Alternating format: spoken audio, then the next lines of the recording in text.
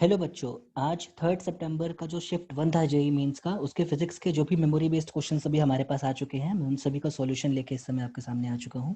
तो देखो, जो सबसे पहला पहला क्वेश्चन आपको स्क्रीन पे नजर आ रहा होगा, उसमें हमसे कहा जाता है कि if total charge is 750 microcoulomb then find charge on C. हमें इस कैपेसिटर पे चार्ज बताना है। हमें इसका अक्रॉस पोटेंशियल डिफरेंस दे रखा है 20 वोल्ट का। अब बच्चों मेरी बात ध्यान से समझना, जो कॉन्सेप्ट यहाँ पे तुम्हें यूज करना था वो ये है कि देखो, इन दोनों को अगर हम एक सिंगल कैपेसिटर की तरह ट्रीट करते हैं, इन दोनों को अगर हम लोग एक सिंगल कैपेसिटर की तरह ट्रीट करते हैं, तो इस कैपेसिटर में जितना चार्ज आने वाला है उतना ही इसमें भी चार्ज होगा, क्योंकि ये आपस में सीरीज में होने वाले हैं। तो याद रखना, अगर मान लो टोटल इसमें जो चार्ज आने वाला है वो Q है, तो इन दोनों के कॉम्बिनेशन का भी टोटल चार्ज Q होगा, विच मीन्स बैटरी से निकलने वाला टोटल चार्ज भी Q ही होगा। आप इसको 2Q मत समझ लेना, बच्चे यहीं पे गलती करेंगे सवाल में। तो टोटल चार्ज Q ही होने वाला है, इस चीज को ध्यान दीजिएगा। अब एक चीज ध्यान देना बेटा, ध्यान देना। अगर हमको अगर हमको इस वाले कैपेसिटर के अक्रॉस पोटेंशियल डिफरेंस 20 वोल्ट दे रखा है, तो नीचे वाले कैपेसिटर में भी पोटेंशियल डिफरेंस पक्का 20 वोल्ट ही होगा, विच मीन्स नीचे वाले के पास जो टोटल चार्ज होगा स्मॉल q, वो आएगा 8 इंटू 20 यानी कि 160 माइक्रोकूलम के बराबर। 160 माइक्रोकूलम के बराबर। अब ध्यान से देखो, हमें पता है कि ऊपर वाले कैपेसिटर और नीचे वाले कैपेसिटर पे टोटल चार्ज का सम 750 होना चाहिए। तो ऊपर वाले कैपेसिटर पे जो चार्ज हो जाएगा वो सीधे सीधे 750 माइनस 160 माइक्रोकूलम हो जाएगा, जो कि 590 माइक्रोकूलम निकल के आएगा। तो ये बहुत ही आसान सा सवाल था जो पहला पहला हमने अभी देखा यहाँ पे, और इसका आंसर है 590 माइक्रोकूलम। चलो बच्चों, हम लोग अपना सेकंड क्वेश्चन देखते हैं। यहाँ पे क्वेश्चन कहता है कि wavelength of incident radiation changes from λ1 to λ2। हमें λ1 भी दे रखा है, हमें λ2 भी दे रखा है। हमसे कहता है the maximum kinetic energy increase to 3 times. हमको कह रहा है काइनेटिक एनर्जी 3 टाइम्स इंक्रीज कर गई है। और बहुत ज्यादा आसान सवाल है ये, एनसीईआरटी लेवल का क्वेश्चन है ये। हमको वर्क फंक्शन पूछा जाता है। तो देखो, जो केई मैक्स होता है बेटा, हमारा केई मैक्स होता है, वो होता क्या है, h c by λ1 minus work function. ठीक है, तो हमसे कहता है कि जब वेवलेंथ λ2 हो जा रही है तो काइनेटिक एनर्जी मैक्स जो है 3 टाइम्स हो जाती है। तो sorry, 3 times of K E max, 3 times of K E max is equal to h c by λ2 minus work function हमारा हो जाएगा। तो देखो, यहाँ से हम क्या करते हैं, हम ऊपर वाली इक्वेशन को 3 से मल्टीप्लाई कर देते हैं, तो यहाँ पे भी 3 के ई मैक्स आ जाएगा। और ऊपर वाली और नीचे वाली इक्वेशन से हम लोग एक रिलेशन निकाल सकते हैं कि 3 times of h c by λ1 minus 3 times of work function is equal to h c by λ2 minus work function. यहाँ से हम क्या कह सकते हैं बेटा, 3 times of h c by λ1 minus h c by λ2 is equal to 2 times of work function. और बस इस इक्वेशन में आपको λ1 λ2 सब कुछ दे रखा है, डायरेक्ट यहाँ पे वैल्यू पुट के आप अपना अपना वर्क फंक्शन इजिली कैलकुलेट कर सकते थे। तो ये भी बहुत ज्यादा आसान सवाल था, हमारे कुछ इस बार पूछा गया। अगला क्वेश्चन देखते हैं बच्चों। The pressure inside to soap bubbles is 1.01 and 1.02 atmosphere, find the ratio between their volumes. ठीक है, देखो बहुत आसान होता है।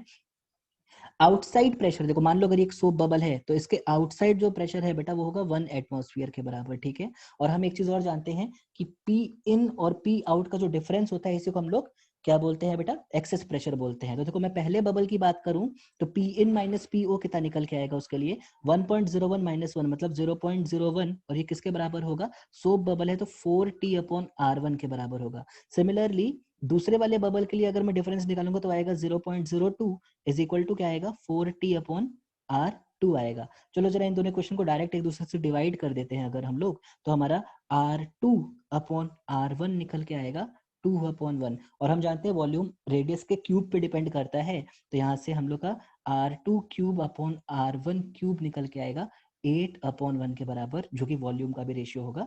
तो सी ऑप्शन आपको नजर आ रहा होगा, 8:1, यही हमारा रेशियो आने वाला है। अगला सवाल बहुत ज्यादा आसान, बहुत ही ज्यादा आसान था। ट्राइएटॉमिक मॉलिक्यूल, हम सब जानते हैं triatomic molecule degree of freedoms कितने होते हैं बच्चों, 6 डिग्री ऑफ फ्रीडम होते हैं। Form together by massless rod, rod का कोई मास है नहीं। Internal energy of system at T, तो इंटरनल एनर्जी बेटा किसी और चीज पर डिपेंड नहीं करती है सिवाय डिग्री ऑफ फ्रीडम और टेम्परेचर के। F/2 nRT होती है। F की वैल्यू 6 पुट करोगे तो 6/2 nRT, जो कि कितना हो जाएगा 3 nRT के बराबर। Triatomic molecule form together by massless load. अगर हम लोग number of moles once consider करते हैं तो ए ऑप्शन हमारा जो है बच्चों वो आंसर होने वाला है। अगला क्वेश्चन देखो बेटा ध्यान से, अ PN junction diode when forward biased has a drop of 0.5 volt which is assumed to be independent of the current. The current excess of 10 milliampere through the diode produce large joule heating which damages the diode. If we want to use 1.5 volt battery to the forward bias diode, the resistor used in series with the diode so that maximum current does not exceed 5 milliampere is। देखो बेटा question की language ही है जो थोड़ी सी अजीब सी है, otherwise सवाल में कोई दम नहीं था। हमको कह रहा है कि हमें 1.5 वोल्ट की बैटरी यूज करनी है, देखो हमें दे रखा है, और हमें ये भी दे रखा है कि उसमें से 0.5 वोल्ट का ड्रॉप आने वाला है हमारे रेजिस्टर के सॉरी डायोड के अक्रॉस। तो अगर मैं पूछूं what is voltage drop across resistor, तो वो निकल के आएगा बेटा 1.5 माइनस 0.5 मतलब 1 वोल्ट का। हमें पता है मैक्सिमम करंट कितनी होनी चाहिए बेटा, करंट जो मैक्सिमम हमको चाहिए वो कितनी चाहिए 5 मिली एम्पियर के बराबर। तो अगर मैं पूछूं जो रेजिस्टर होगा वो क्या होगा V upon I, 1/5 milli ampere है तो 3 जीरो ऊपर आ जाएंगे, और 1000/5 कितना होगा बेटा 200 ओम, 2 इंटू 10 टू द पावर 2। देखो ए ऑप्शन हमारे यहाँ पे आंसर होने वाला है इस सवाल का। चलो अगला क्वेश्चन देखते हैं बच्चों।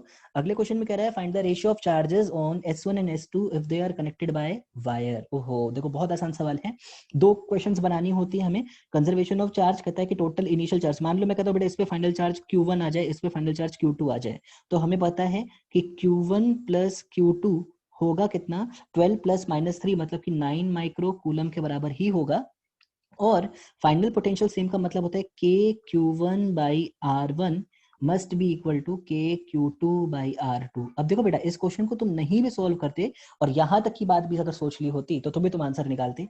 देखो R अगर डिफरेंट है तो जाहिर सी बात है Q को डिफरेंट होना पड़ेगा, मतलब Q1 Q2 सेम नहीं हो सकता। आपके बी ऑप्शन में कहता है दोनों पे चार्ज सेम है, सी में कह रहा है चार्ज सेम है, डी में कह रहा है चार्ज सेम है, तो इस क्वेश्चन को तो सॉल्व भी ना किया जाए तो भी हमारा आंसर ए ऑप्शन निकल के आ जाएगा बच्चों। तो ये हो गया हमारा एक और क्वेश्चन। हम लोग चलते हैं बेटा अपने अगले क्वेश्चन की तरफ। चलो देखो बेटा ध्यान से, जो नेक्स्ट क्वेश्चन है ये एक काफी लेंदी सवाल है, इसको अगर हम लोग ध्यान से देखें तो मैं आपको बता देता हूँ ये क्वेश्चन आपको कैसे करना था। A 750 hertz 20 volt source is connected to resistance of 1000 ohm and inductance of 0.1803 hertz. देखो तुमको एल दे रखा है तो यहाँ से तुम ओमेगा एल निकाल लोगे, क्योंकि ओमेगा क्या होता है, ओमेगा कैसे निकालोगे 2 पाई एफ, देखो तुम्हें एफ दे रखा है यहाँ पे तो यहाँ से ओमेगा मिल जाएगा, तो एल दे रखा है तो ओमेगा एल मिल जाएगा। और ये ओमेगा एल क्यों बोल रहा हूँ क्योंकि एक्सएल होता है हमारा, उसी तरीके से एक्स सी निकाल लोगे वो होता है 1/ओमेगा सी, क्योंकि ओमेगा निकाल ही लिया है और सी भी तुम्हें दे रखा है, सी भी तुम्हें दे रखा है। तो एक्सएल मिल गया, एक्सी मिल गया। Calculate the time in which resistance will get heated by 10 degree Celsius given thermal capacity is 2 joule पर डिग्री सेल्सियस। देखो 10 डिग्री सेल्सियस बढ़ाना है और हर 1 डिग्री सेल्सियस के लिए कितनी हीट देनी पड़ती है 2 जूल की, तो 10 डिग्री के लिए कितनी देनी पड़ेगी बेटा टोटल 20 जूल की हीट देनी पड़ेगी, और हीट होती क्या है I²RT के बराबर, यही टाइम हमें कैलकुलेट करना है। अब करंट क्या लिखोगे बेटा तुम, करंट लिखोगे V/Z, Z होता है इम्पीडेंस सर्किट का इंटू R इंटू T। अब Z कैसे निकालोगे, देखो V हमको सवाल में पहले दे रखा था, V हमको दे ही रखा था, तो V पता है हमको, Z होता है बेटा, Z होता है √R² plus XL minus XC का होल स्क्वायर। देखो मैंने इसलिए यहाँ पे कहा था कि आप एक्सएल कैलकुलेट कर लो, एक्सी कैलकुलेट कर लो, यहाँ पे पुट कर लो, जेड की वैल्यू आ जाएगी, वी आपको 20 दे रखा है, आर आपको दे रखा है कितना 1000 ओम, और टाइम हमें कैलकुलेट करना है। तो इक्वेशन पुट करके आप सोल्व करके देख लेना, आपका बी ऑप्शन यानी कि 5.8 मिनट्स जो है टाइम निकल के आ रहा होगा। चलो बच्चों हम लोग अपने अगले क्वेश्चन को देखते हैं। Find the value of surface tension if the contact angle is 0 degree and after lowering the tube the height of liquid is 15 centimeter, radius is 0.015 centimeter। बहुत ज्यादा बकवास सवाल है बेटा। हमें पता होता है जो हाइट आती है, राइज आता है, ये फॉर्मूला तुम सभी को पता होगा 2t cos theta upon r रो जी, ये होता है हमारे हाइट का फॉर्मूला। ध्यान से देखो तुम्हें हाइट सवाल में दे रखी है, कितनी दे रखी है, हाइट दे रखी है 15 सेंटीमीटर, टेंशन हमें फाइंड करना है 2, थीटा हमें दे रखा है बेटा 0 डिग्री, आर रेडियस हमें दे रखा है, रो डेंसिटी हमें दे रखा है, और ग्रेविटी की वैल्यू भी हमें दे रखी है। कुछ भी नहीं करना था बेटा, बिल्कुल आसान सा सवाल था, सारे डाटा दिए हैं, इस फॉर्मूले में सिर्फ पुट करना था और यहाँ से टी निकल के आ जाएगा R rho G H upon 2 cos theta. बस आप सारी वैल्यूज पुट करके यहाँ से आप अपना सरफेस टेंशन या फिर टेंशन जो है कैलकुलेट कर सकते हो इजीली। चलो बेटा हम लोग अपने अगले क्वेश्चन को देखते हैं। A uniform horizontal circular platform of mass 200 kg is rotating at 5 rpm about a vertical axis passing through its center. A boy of mass 80 kg is standing at its edge. If the boy moves to the center, वाह ये सवाल भी आपके teacher ने कराया होगा, जरूर कराया होगा क्लास में। ऐसे क्वेश्चंस होते हैं कि एक क्या कहते हैं, आइस में जहाँ स्केटिंग करते हैं वहां पे एक बच्ची अपना हाथ खोल के पहले गोल गोल घूम रही होती है, फिर कहती है कि अचानक से अगर वो अपना हाथ जो है समेट ले, अगर वो अपना हाथ समेट ले तो बताओ उसकी स्पीड में कितना चेंज आ जाएगा। ऐसे क्वेश्चंस करते हैं हम लोग क्लास में, और वैसा ही बिल्कुल सवाल है। तुमसे क्या कहा गया है, ध्यान से देखो बच्चों, तुमसे कहता है कि एक डिस्क है, उसका मास हमें दिया हुआ है, वो किसी एक्सिस के अबाउट ओमेगा स्पीड से घूम रही है और उसके कॉर्नर पे एक बच्चा खड़ा है, ठीक है।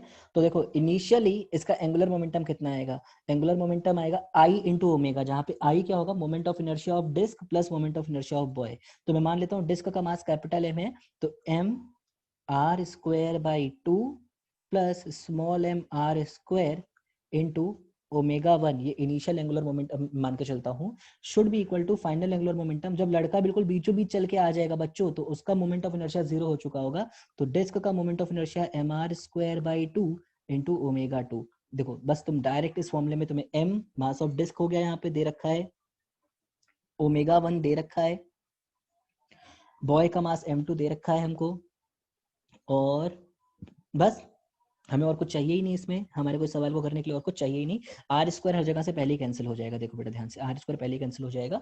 तो बस इस क्वेश्चन में सारी वैल्यूज पुट करनी थी, डायरेक्ट आपका आंसर जो था वो आपको मिल जाता। चलो अगला क्वेश्चन देखो। An ellipse with semi major axis A and semi minor axis B is revolving in a uniform magnetic field B, find the value of average joule of heating. Average joule of heating हमें calculate करनी है, ठीक है। देखो ध्यान से बेटा, इस क्वेश्चन को हम कैसे करते हैं,